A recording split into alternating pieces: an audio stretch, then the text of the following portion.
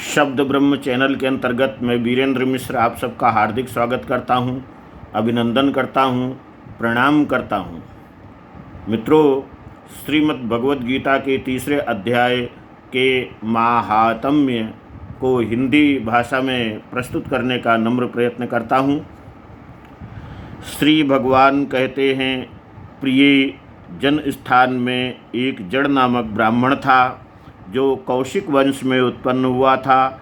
उसने अपना जातीय धर्म छोड़कर बनिए की वृत्ति में मन लगाया। उसे पराई स्त्रियों के साथ व्यभिचार करने का व्यसन पड़ गया था। वह सदा जुआ खेलता, शराब पीता और शिकार खेलकर जीवों की हिंसा किया करता था। इसी प्रकार उसका समय बीतता था। धन नष्ट हो जाने पर वह व्यापार के लिए बहुत दूर उत्तर दिशा में चला गया। वहाँ से धन कमाकर घर की ओर लौटा। बहुत दूर तक का रास्ता उसने तय कर लिया था। एक दिन सूर्यास्त हो जाने पर जब दसों दिशाओं में अंधकार फैल गया, तब एक वृक्ष के नीचे उसे लुटेरों ने धर दबाया और शीघ्र ही उसके प्राण ले लिए। उसके धर्म का लोप हो गया था, इसलिए वो बड़ा भयानक प्रेत हुआ। उसका पुत्र बड़ा धर्मात्मा और वेदों का विद्वान था। उसने अब तक पिता के लौट आने की राह देखी। जब वे नहीं आए तब उनका पता लगाने के लिए वो स्वयं भी घर छोड़कर चल दिया। वह प्रतिदिन खोज करता, मगर राहगीरों से पूछने पर भी उसे उनका कुछ समाचार नहीं मिलता था। तदनंतर एक दिन एक मनुष्य से उसकी भेंट हुई जो उसके पिता का सहायक था। उससे सारा हाल जानकर उसने पिता की मृत्यु पर बहुत शोक किया। वो बड़ा बुद्धिमान था। बहुत कुछ सोच विचार कर पिता का पारलौकिक कर्म करने की इच्छा से आवश्यक सामग्री साथ ले उसने काशी जाने का विचार किया।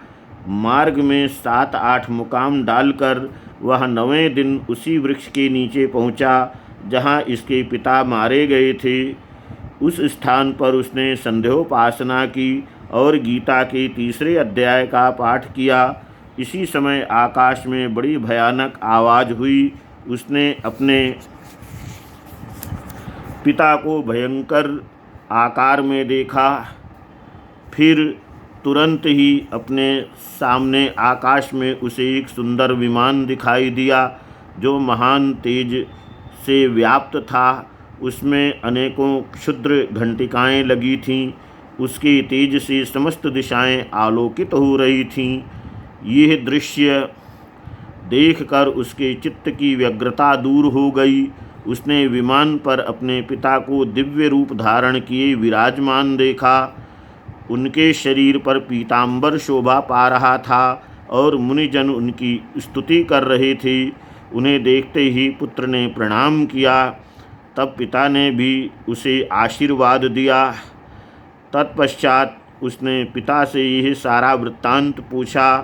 उसके उत्तर में पिता ने सब बातें बताकर इस प्रकार कहना आरंभ किया, बेटा, दैववश मेरे निकट गीता के तृतीय अध्याय का पाठ करके तुमने इस शरीर के द्वारा किए हुए दुस्त्यज कर्म बंधन से मुझे छुड़ा दिया। अतः अब घर लौट जाओ, क्योंकि जिसके लिए तुम काशी जा रहे थे वह प्रयोजन इस समय तृतीय अध्याय के पाठ से ही सिद्ध हो गया है। पिता के यूँ कहने पर पुत्र ने पूछा, तात, मेरे हित का उपदेश दीजिए तथा और कोई कार्य जो मेरे लिए करने योग्य हो बतलाइए। तब पिता ने उससे कहा, अनघ, तुम्हें यही कार्य फिर करना है। मैंने जो कर्म किया है वही मेरे भाई ने भी किया था। इससे वे घोर नरक में पड़े हैं। उनका भी तुम्हें उद्धार करना चाहिए तथा मेरे कुल के और भी जितने लोग नरक में पड़े हैं उन सब का भी तुम्हारे द्वारा उद्धार हो जाना चाहिए। यही मेरा मनोरथ है। बेटा, जिस साधन के द्वारा तुमने मुझे संकट से छुड़ाया है उसी का अनुष्ठान औरों के लिए भी करना उचित है।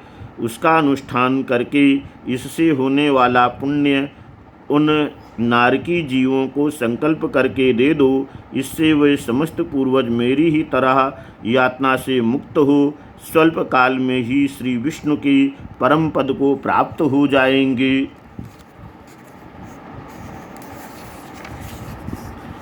पिता का यह संदेश सुनकर पुत्र ने कहा, तात, यदि ऐसी बात है और आपकी भी ऐसी ही रुचि है तो मैं समस्त नारकी जीवों का नरक से उद्धार कर दूंगा।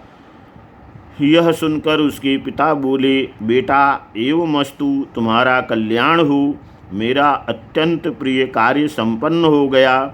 इस प्रकार पुत्र को आश्वासन देकर उसके पिता भगवान विष्णु के परम धाम को चले गए।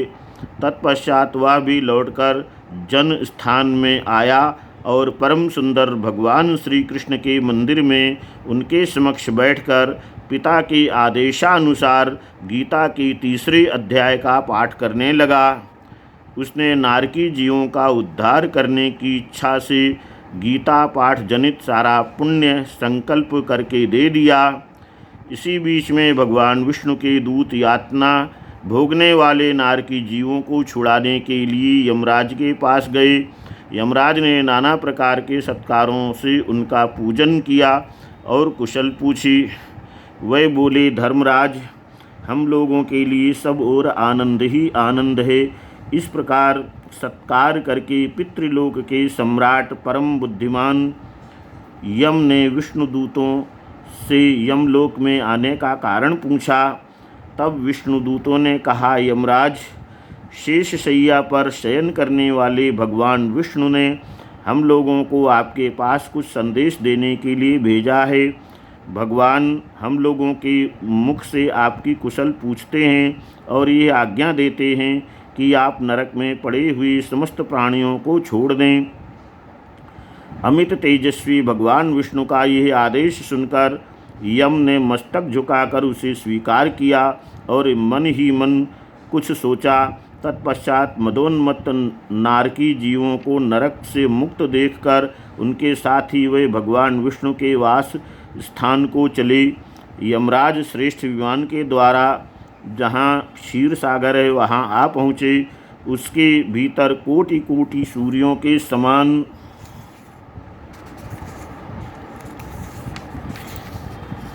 कांतिमान नीलकमल दल के समान श्याम सुंदर लोकनाथ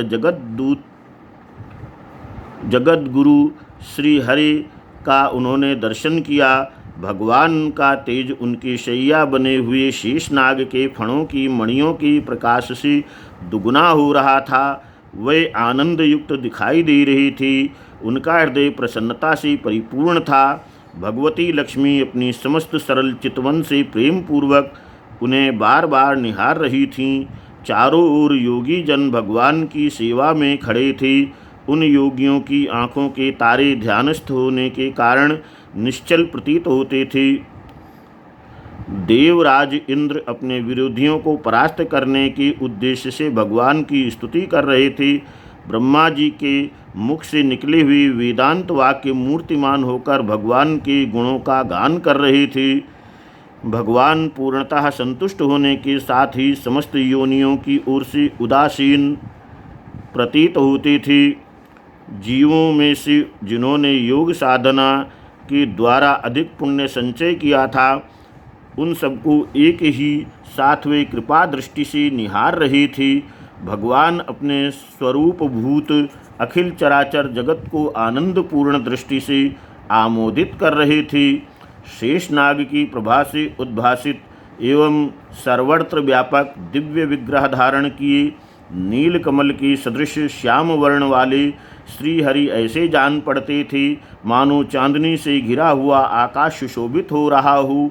इस प्रकार भगवान की झांकी करके यमराज अपनी विशाल बुद्धि के द्वारा उनकी स्तुति करने लगे। मित्रों, शेष अगले वीडियो में। धन्यवाद। जय श्री कृष्ण। जय द्वारकाधीश।